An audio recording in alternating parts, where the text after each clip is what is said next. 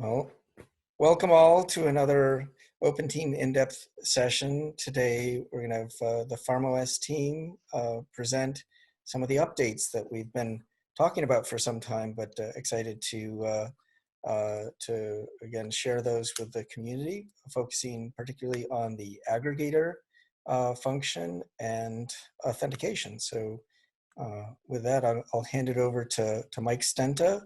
And just as always, you can use the chat or ask questions along the way, but we'll generally have time for questions at the end as well. And please mute yourself if you're not actively asking a question. Thanks so much. Mike, take it away.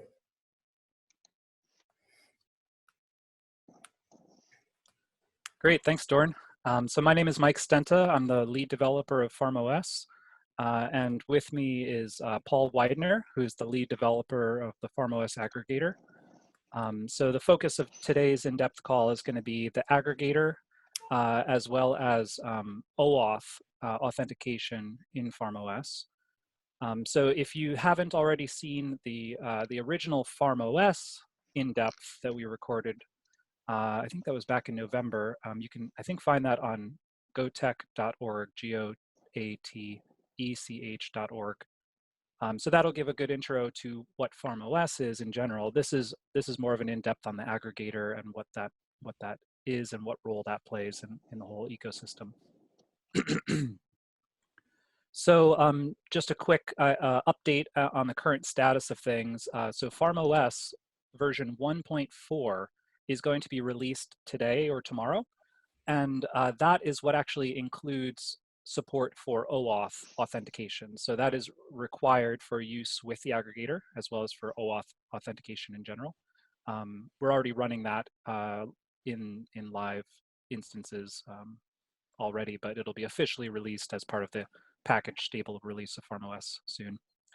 And we're working towards a version 1.0 of the aggregator. So that's in process right now, but there are dev images available already that you can play around with if you want. The first deployment of this aggregator is with our SI, which is one of the members of OpenTeam. And we're just beginning the beta testing phase of that right now. So this is all still really new, but we're excited about the capabilities already and where we're going to be heading with it. So first, just a little bit about the motivations of why an aggregator. So FarmOS itself is kind of distributed in the sense that each instance of FarmOS has its own database. It's not centralized or owned by one company.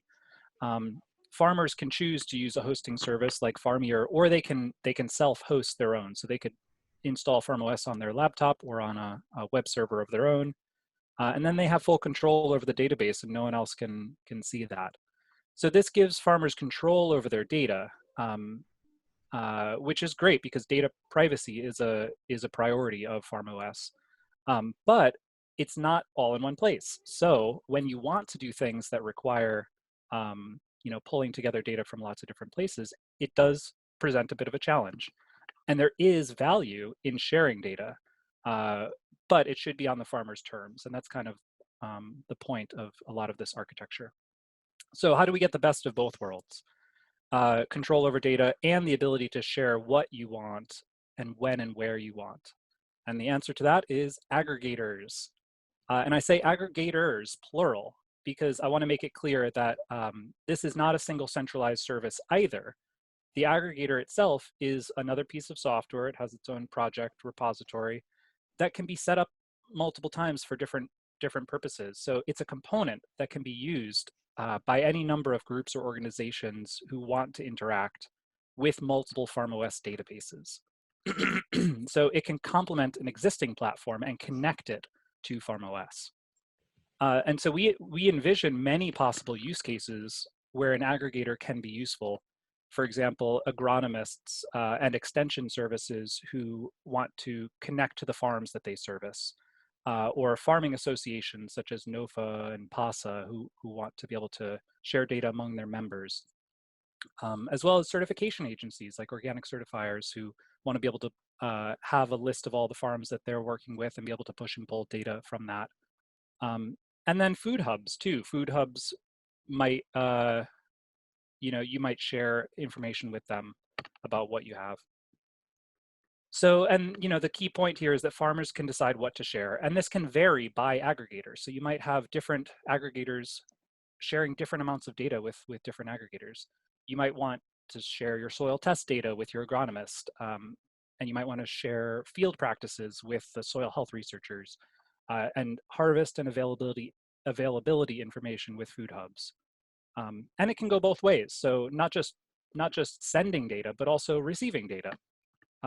You might allow a soil lab to push test results into your FarmOS, or allow an agronomist to push recommendations in the form of to-do lists or activity records.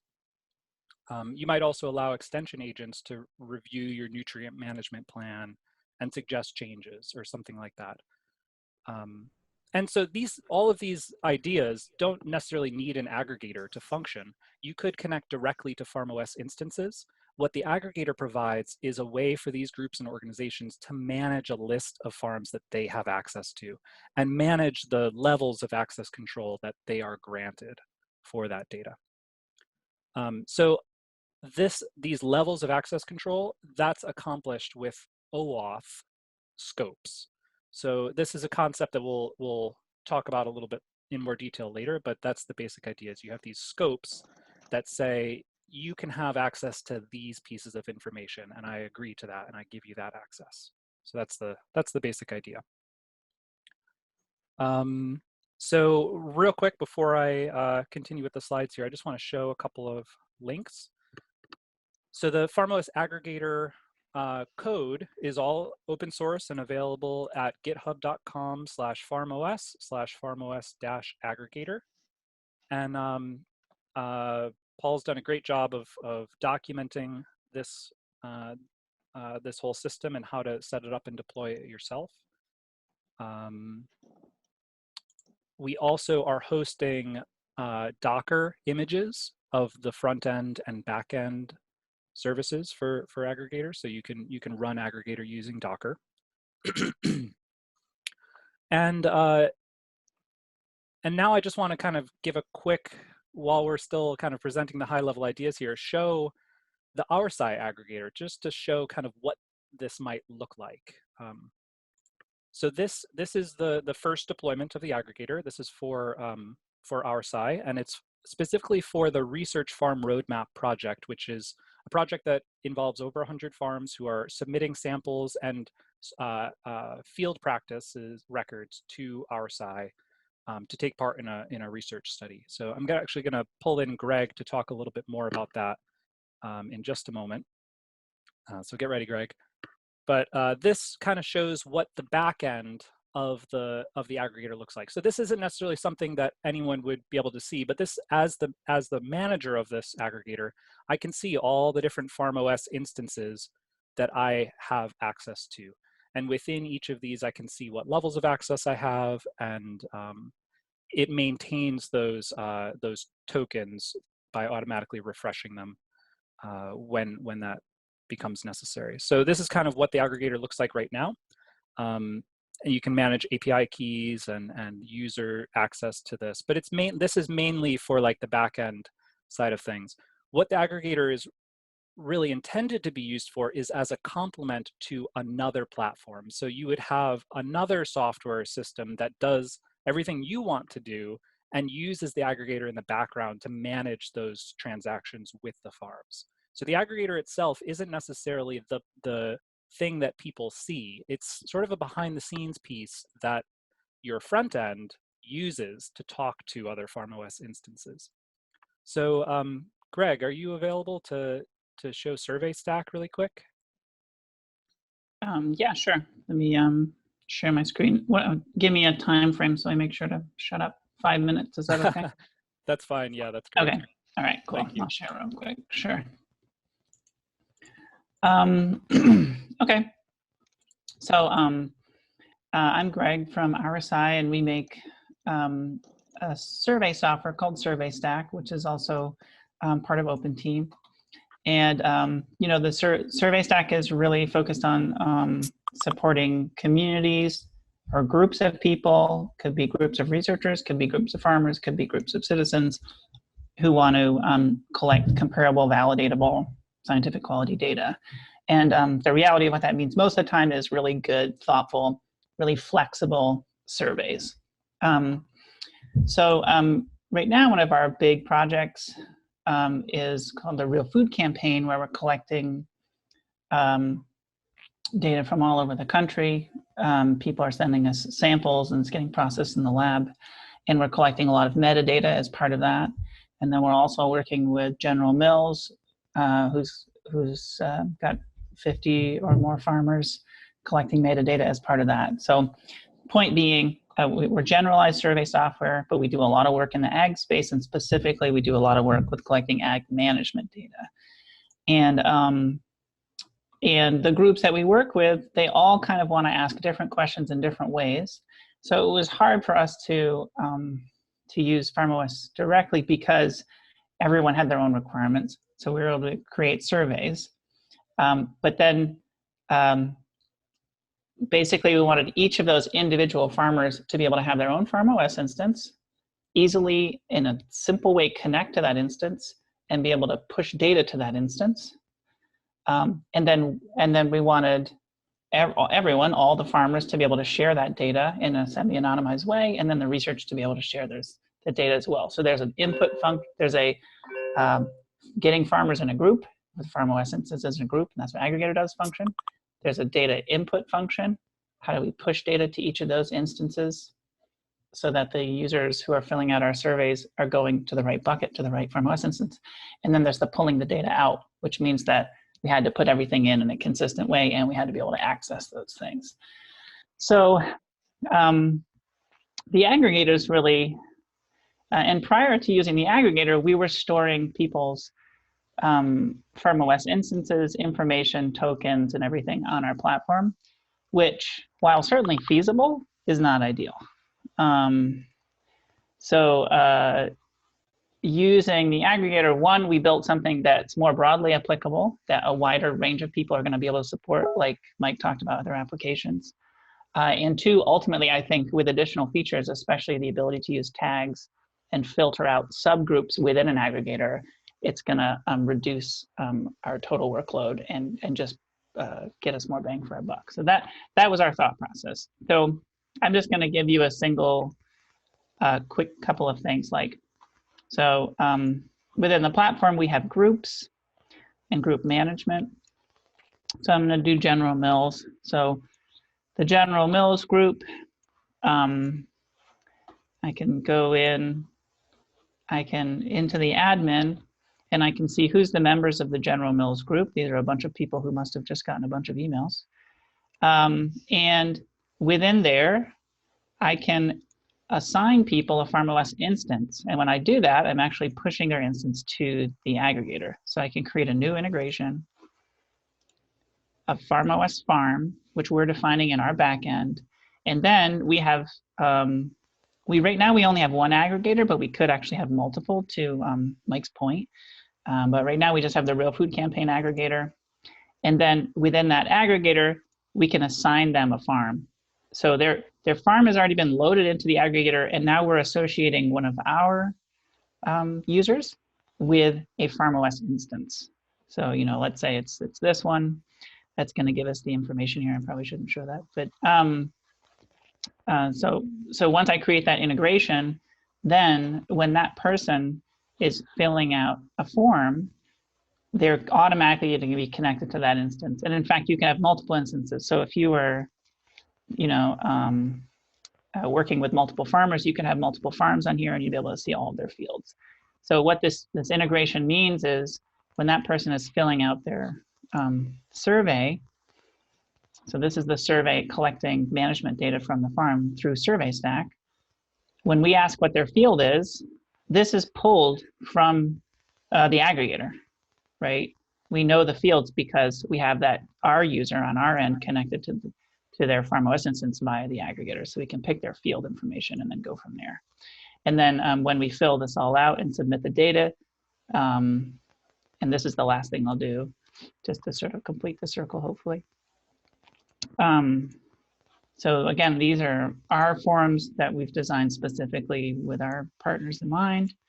So, we're adding variety information, planting dates. Again, some people would ask this question, some people wouldn't. If there were seed treatments used, blah, blah, blah. So now when we submit this, we're submitting this to the aggregator. Our user who's logged in here is connected through the aggregator to their actual instance. We know their field ID because we pulled it from the aggregator. And then I intentionally did this. There's a failure here. But then when we push that information, we're not only getting, we're also getting the information back whether or not our API calls, for example, creating FarmOS logs or assets, worked. And if they don't, we get some information back as to why. So those logs, here's actually where these particular logs are getting created, and these is what they look like. So what's nice is by using our own input, it allows us to more consistently put data in. And when we go to pull it out, which we aren't doing right now, hopefully it'll be more consistent on the way out. And it's been a learning curve, but I think a really good one. And I feel extremely positive about our ability to pull data out in a meaningful way from this. So I think that's my 5 minutes. Hopefully that's helpful. That was perfect. Thanks, Greg. Yep. Cool. So I'll share my screen again now. And yeah, so just to further emphasize the idea of the potential for multiple of these aggregator instances to pop up in the future, we're talking about creating another one for OpenTeam hub and network farms, so that we can put all of the FarmOS instances that are part of the OpenTeam project into this aggregator and request permission to certain sets of their data, so that that can be used in various ways for OpenTeam purposes. And similarly, we've been talking a lot about this idea of a FarmOS community aggregator. And so this would be, something at like community.farmos.org, which maybe shows a map of like all the farms that are using FarmOS, as well as maybe some like small like metrics about usage and stuff. So that would just give the FarmOS community, people who are using FarmOS, the ability to sort of share that they're doing that. And we would just, ask for very minimal scopes to kind of, not ask for a lot of data. So it's very low barrier to share, to just say that we're using FarmOS essentially. So that's the idea. And someone in our community, Alex, has already started working on a community application. So this would be the app that connects to a community aggregator once we have that. So they've already started working on that, which is really cool. So now I'm gonna hand this over to Paul, and he can start talking about more of the nitty-gritty details. But hopefully that gave a good overview of the ideas. Yeah, I think that was a great lead up. I first want to start by talking about some of the more general concepts of the aggregator. And one of the first ones is the concept of registering farms. So we've set up the aggregator to kind of work in 3 different use cases where your aggregator might require invite registration, which would be the aggregator admin actually sending an email to the farms that you want to, only the farms that you want to join your aggregator. So it's kind of limited in a sense. The other registration method would be a public registration, where there would be a like a public form on the website where any FarmOS admin could go and register their FarmOS server to be a part of the aggregator. And in that process, they can define, I only want to share my farm name, my farm location, or maybe give additional scoped access. And there's also the capability for the aggregator admin to basically approve the farms that have requested access. So you don't wake up one morning and then there's like a bunch of spammed FarmOS servers on your aggregator or something. The last use case we have is the managed registration, and this is what we're doing with our site right now. That's where the aggregator admin is manually adding farms to the aggregator, and that can actually be done over the aggregator API, if not just in the UI. It kind of depends how many farms we're talking about. For our side, there's currently over 100, so doing that over the API is a lot faster. And the farms can also be authorized via the API in this managed method, which is important if you want to maybe make the integration for your users of your organization be a bit easier. And so with our side, all the FarmOS servers have a special our side user, which allows them to bypass that extra authorization step from the actual FarmOS users. So that kind of leads into talking about the OAuth scopes. And so this is the underlying piece that makes a lot of this possible. And Mike's been mentioning it. I want to talk about some more of the details here. There's first, the biggest concept is the difference between authorization and authentication. So the FarmOS server, once we release the version 1.4, will have an OAuth server inside of it. And what that allows us to do is to give out access tokens to anything, like any client app that wants to use data from the FarmOS server. And so the first step in this process is actually an authorization step. And the simplest authorization step is a password authorization flow. And that's kind of what we're traditionally used to. You give the server your username and password, and that is you basically authorizing an application. It might be the mobile app on your phone or access to your bank account or something. You're authorizing that app access to your data.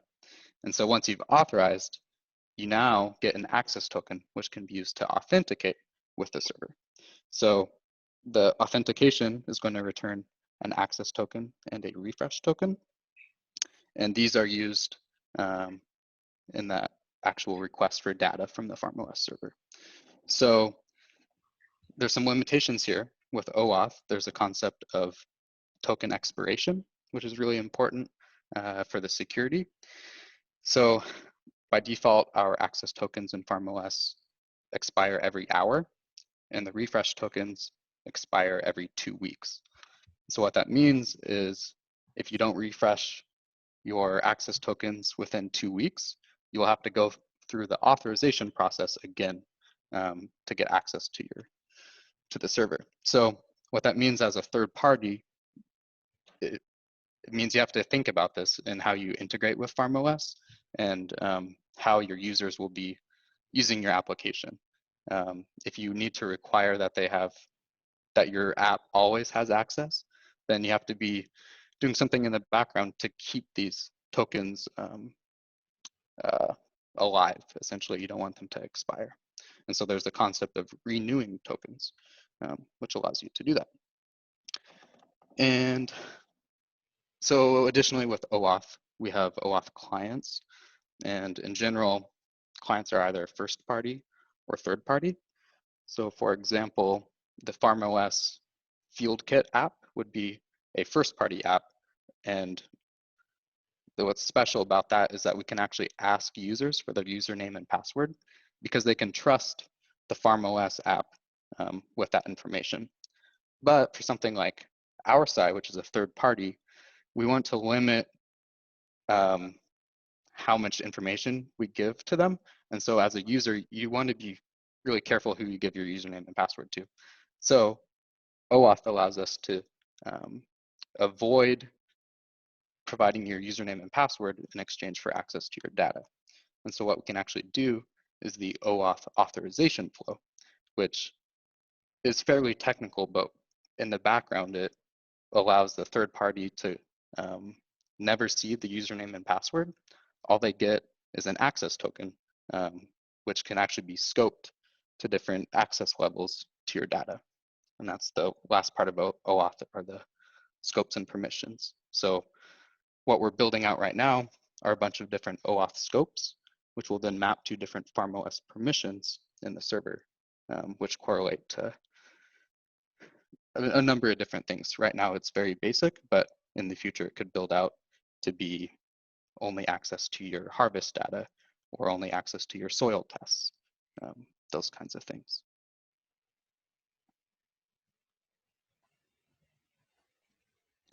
And so I want to spend some more time talking about this authorization of farms.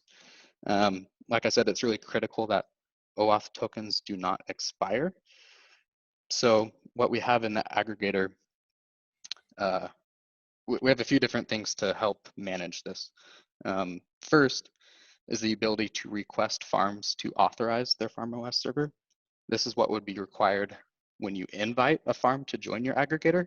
You're going to have to ask them, because you don't have their username and password, to actually authorize access to the aggregator. And we also have some built-in email alerts that can notify the aggregator admin when an authorization has expired. But to avoid that, we've also built in the ability to have cron jobs, where it's a backend process that runs on a schedule. So like every night, basically, we can automatically refresh all the tokens in the aggregator. And so if we do that at least every 2 weeks, the authorization of farms should never expire, which is ideal in our scenario. And so in the admin UI, you can kind of see in this screenshot, there's a UI that will show you when something has become unauthorized and prompt you to fix that. You might need to ask the FarmOS user to authorize that again. And then that's what the screenshot on the right is showing, the actual authorization flow. And so you can see the user would input their FarmOS server URL and then select the different permissions that they want to authorize.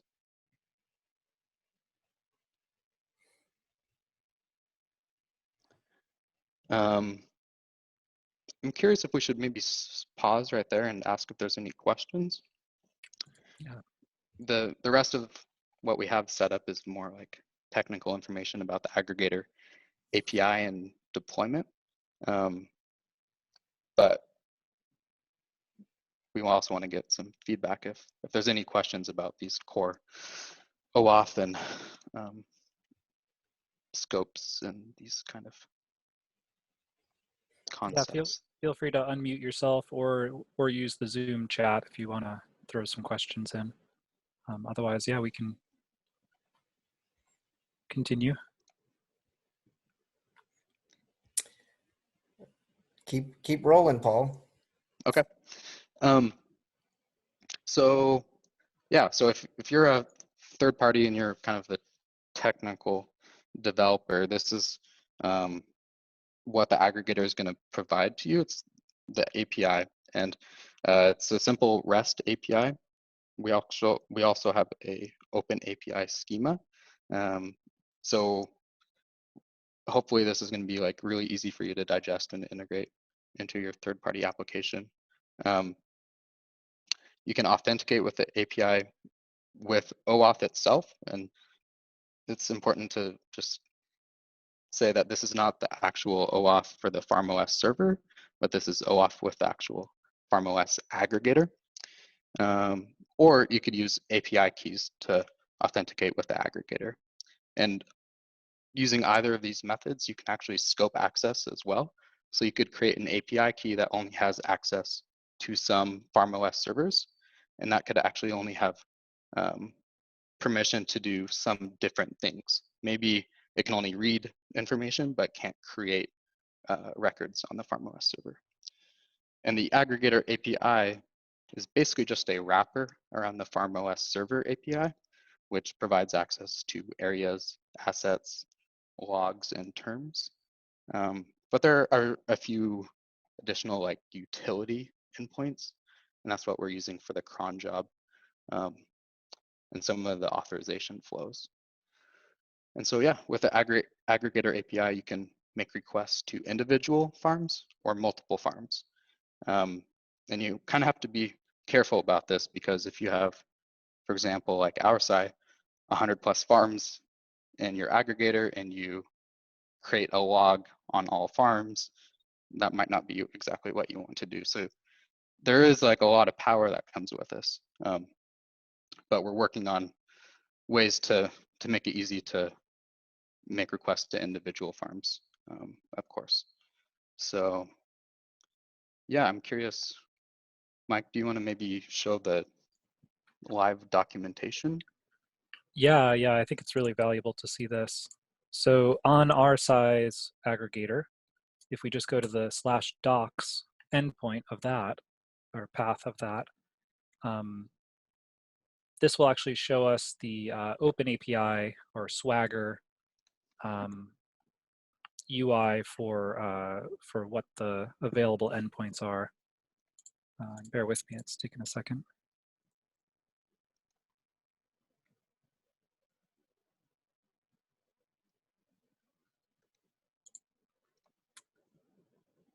Well, maybe we'll show that as a next step. Not sure why that's not loading. But oh, okay. Do you want to switch over to your screen share? Well, I was going to say go back to the slides, because we can actually show it right here a little bit. Yeah. Okay. Yep.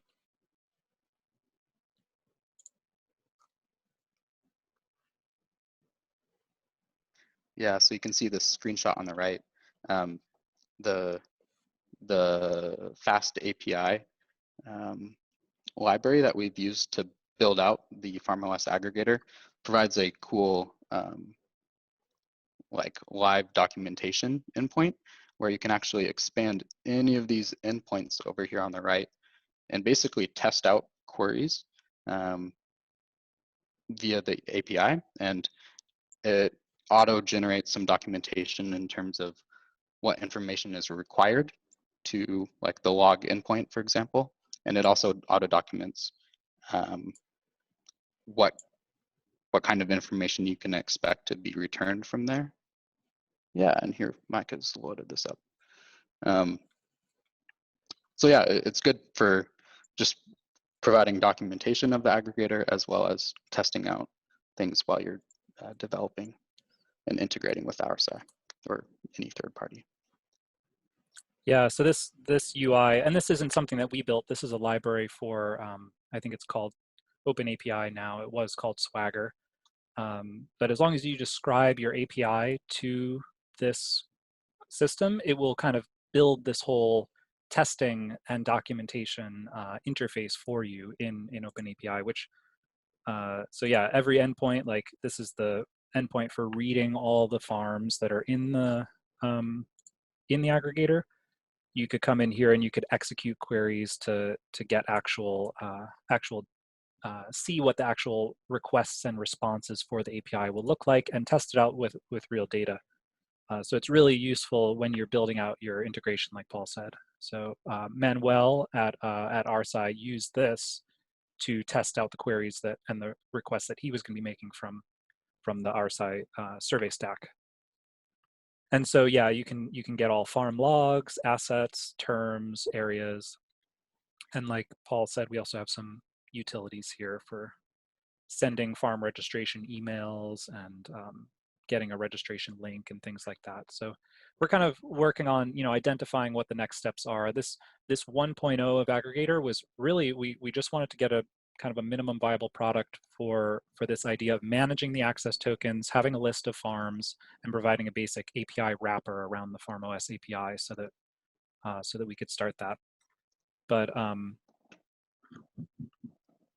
yeah, so do you want to continue with deployment after this, or talk about next steps too? Yeah, let's continue with deployment. Cool.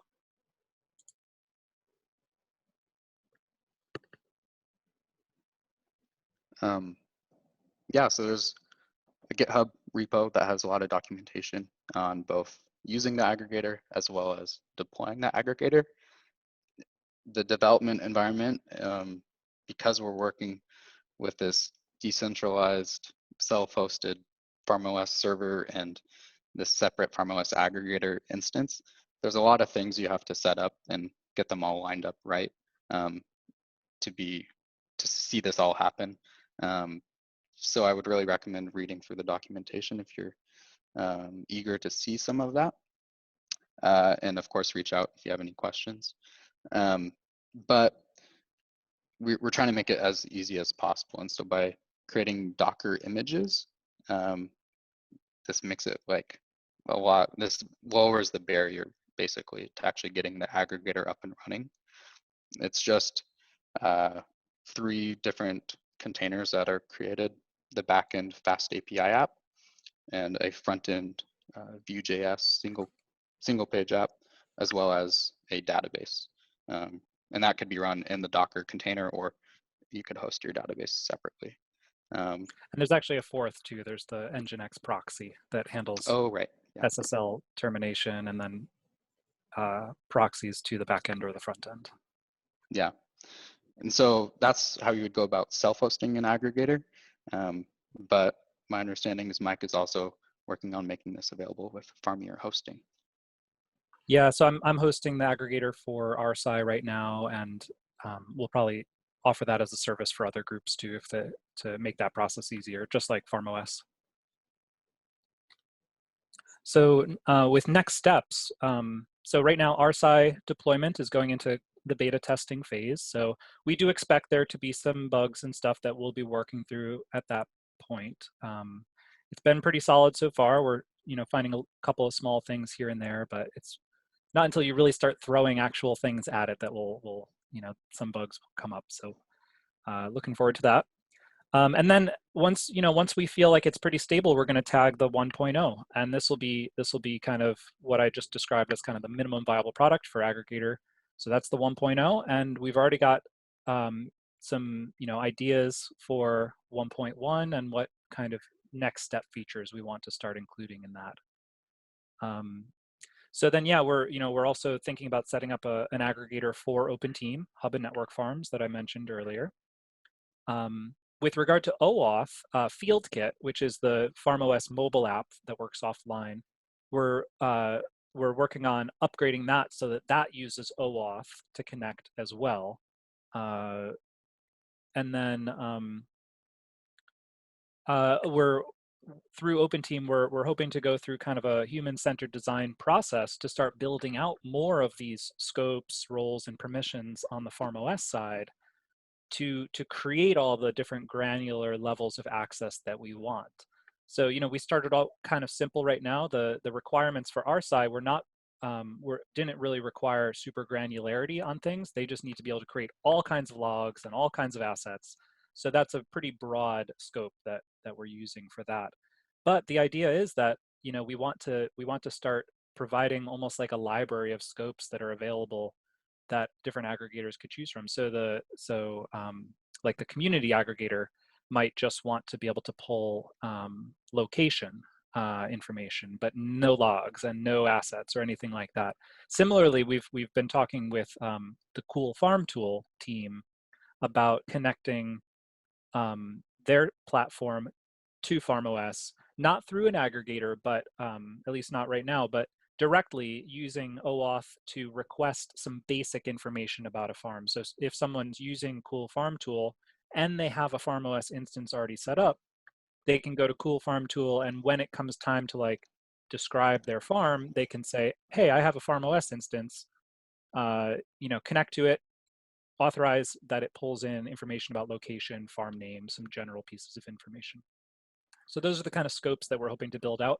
And I think the human-centered design process will be great for identifying what those need to be and what those need to look like. And that'll really inform kind of the next round of access control within FarmOS in general.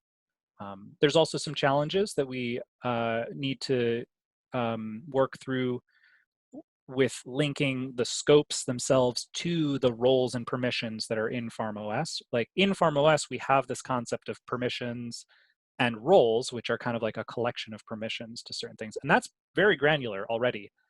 But there's some challenges in linking the scope to roles in maybe we don't want it to be a perfect one-to-one because you might end up with too many roles that way, which is confusing in the FarmOS side. So there's some conceptual challenges that we are looking forward to working through with the HCD team on. And then, yeah, the FarmOS community aggregator, I'm very excited about. So yeah, like I said before, creating a map of farms using FarmOS would just give some good insight into the community at large and what, who's using FarmOS and for what right now. So that's the presentation.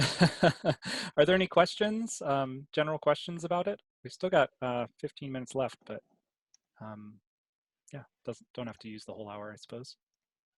Thanks, Mike and Paul. That was really terrific. I think really important work for the community to get some more in-depth insight into sort of, again, as we've all been seeing the progress. It's great to see sort of exactly where you're at and then where you're going. If there aren't other questions, I would really love to hear sort of one of the, you sort of breezed over it a little bit in terms of the potential for again, third-party applications, but I wanted to just clarify that is both data intake forms, but also other sort of which can include other management systems or other ways to get data into FarmOS, because that's just part of the model in terms of creating interoperability between multiple third-party apps where they may not be compatible directly, but through FarmOS where we can aggregate specific types of data. Yeah, I have a follow-up to that too as well, Doran. Oh, great. Thanks, Mike. Cool. Yeah, so absolutely. The idea of third party in this is sort of in reference, or what we used as the term third party is referencing the idea of any application that wants to connect to a FarmOS instance. And so the aggregator is a third party. And the aggregator connects to FarmOS using the authorization flow that Paul described, the OAuth authorization flow, which is intended for third parties. And so the difference between a first party and a third party is like field kit, where you're typing in, or if you think about Twitter, for example, if you have the Twitter app on your phone, that's a first party app because you're typing in your username and password directly into Twitter. But if you did something like you use, I don't know, MailChimp or something to connect to your Twitter account, that's a third party connection connecting to your Twitter data. You're not giving MailChimp your username and password to Twitter. You're setting up an authorization token that gives them access. So you're kind of more secure in that way. So that's kind of what the third party meant specifically. But yeah, so third parties can be any application that wants to connect to FarmOS. So it could be existing farm management software that wants to create an integration to FarmOS. And so I gave the example of Cool Farm Tool, where if Cool Farm Tool wants to pull certain data from FarmOS, they would essentially use a third-party authorization flow with OAuth to request access to certain pieces of data. And during that process, the requesting of access is actually requesting of an access token, which they get back. So they don't actually store your username and password. They should just store this access token and a refresh token that they can use to refresh that over time. And to So tie this that opens sort of up more specifically to our community, to some of the folks within our community, it would be, this is essentially the pathway, say, for a pasture map to be working with our grazing records or granular in other sort of in row crop production systems, for example. Yeah, that's right. And it's important to note that with any integration, it could be implemented on either side. So if Granular wanted to put a FarmOS integration on their side, which means like you're in Granular and you have some option to say pull data from FarmOS or push data to FarmOS, they would use the FarmOS OAuth authentication to do that. If, on the other hand, FarmOS wanted to have a module inside it that connected to Granular, then it would be the opposite. Then we would be using, or FarmOS would be using the OAuth or whatever authentication mechanism that Granular provides. So what OAuth and FarmOS provides is for other systems to request access from FarmOS. But the same thing could happen vice versa if those other platforms provide an API of their own. So yeah, hopefully that describes it. Did that make sense? Yeah. Mike, did you want to follow up? Yeah, that'd be great.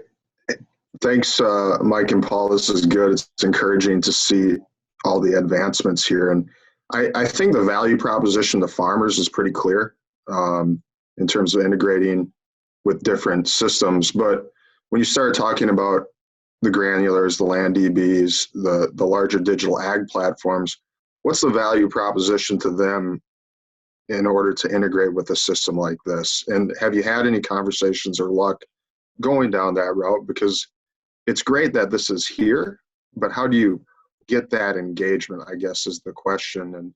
And yeah, any color on that would be appreciated. Right, that's a great question. And, largely because FarmOS is kind of an alternative to other farm management software like that, it's not really the responsibility of FarmOS to figure that out. And that's taking kind of an object-oriented approach to thinking here, where we are a certain object that has certain responsibilities. So ultimately, like if that integration made sense, that would happen on their end. So there would be some reason why they would want to pull data from FarmOS or push data to FarmOS, and maybe that reason doesn't exist right now, but maybe it will in the future. I think it's a really good question, and one that's going to be more relevant over time as more people start using FarmOS. I think the value proposition of FarmOS in general is that it gives you control over your data. You can self-host it, and it does more than one thing. So you can use it for your crop data as well as your animal data, as well as tracking your equipment records.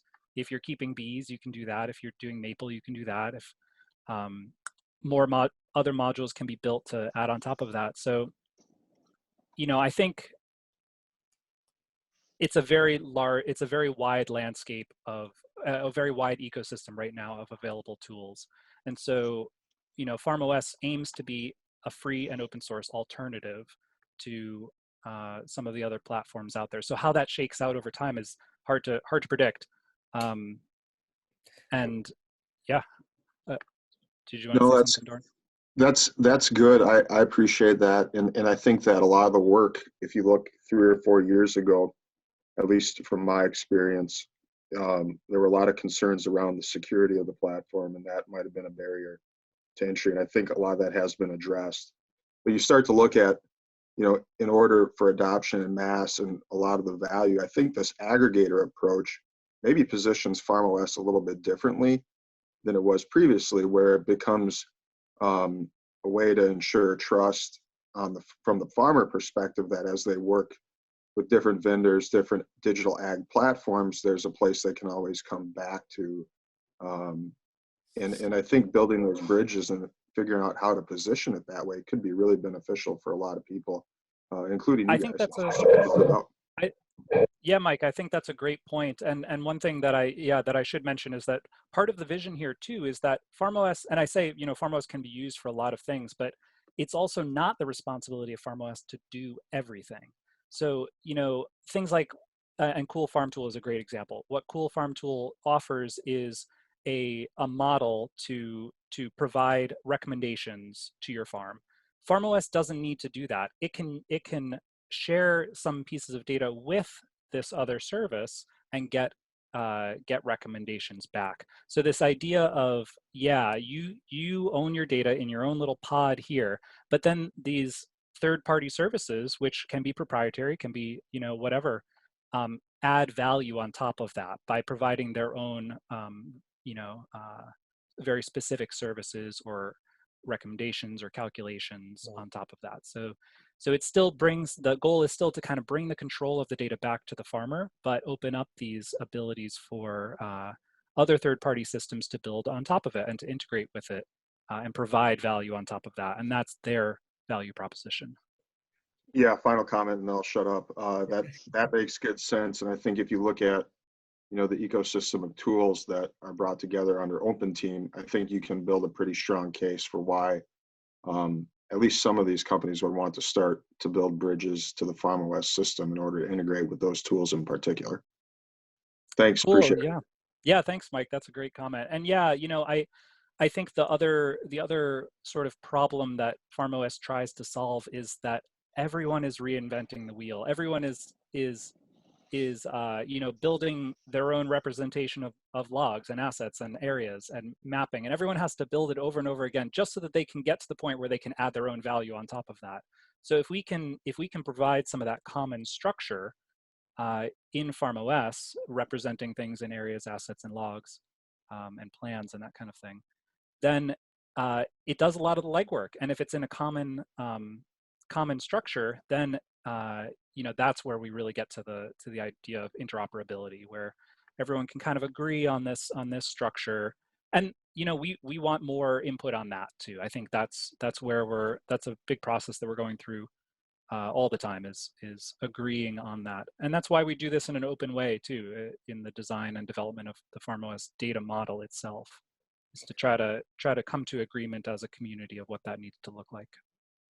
So we've got Corey has had his hand up here, so I want to give him a chance to get his question in here. So. Yeah, just there's a number of questions that I jotted down while we were going through the presentation. Thanks, really excited to see this work in the flesh and sort of what it looks like. I'm still personally kind of struggling with really understanding the distinction between like the FarmOS aggregator and, let's say, the role that FarmIR plays today, and the instance, right, and the OAuth stuff. So there's a lot of things going on here, and how the combinations in which they can be used is still a little bit blurry. So like one first pointed question is, if I'm just running an instance without any aggregator setup at all, do I have OAuth available to me? Can I make use of OAuth scopes and that kind of stuff? Yes. Yes. Yes. Okay, cool. Yep. And so if I have an aggregator set up, then how is that different than, let's say, the relationship that FarmIR has provided to me historically and in the past? So like, for my understanding, FarmIR exists as a way to manage like your FarmOS instance for you, and from a hosting perspective. And isn't that also the case with the aggregator? Is this just a way for other people to do their own type of FarmIR thing? And if so, yeah, is FarmIR just using the aggregator, or like what is that difference between like a managed FarmOS like setup? Yeah, no, that's a great question, and I think I understand it. So FarmIR is just a hosting service, which means it provides you with a myfarm.farmos.net hosted FarmOS instance. The aggregator is not hosting FarmOS instances. The aggregator is just another service that you could spin up that can connect to FarmOS instances. And so but the aggregator must be hosted still. Well, yeah, I mean, it needs to live on the internet so that it can, or on a server. I mean, it needs to, well, not even really. It could be on your computer. But if it's about, I guess, like if it's about OAuth scopes, for instance, if that's like the value that it provides, then like why doesn't Surveystack connect just to someone's FarmOS instance? Right, and so that's how they were doing it originally. And Greg kind of mentioned that in his demo earlier. So yeah, you definitely could do that. If you want to manage that process yourself, you don't need to use the aggregator at all. The aggregator, the goal of the aggregator is to kind of encapsulate that, so that you can have that, and you could run. So when we set it up for RSI, there was the question of, well, do you want to host the aggregator yourself on the same server as the app? You could do that, or we could just host one and then you connect to it. It's the same either way. But the basic idea is that it kind of encapsulates that whole token management side of things, which by itself doesn't seem like that big of a deal. Like you could just do that in your own application. The idea though is that this is just a first step towards more more elaborate integrations with FarmOS specifically. So it's kind of having a library.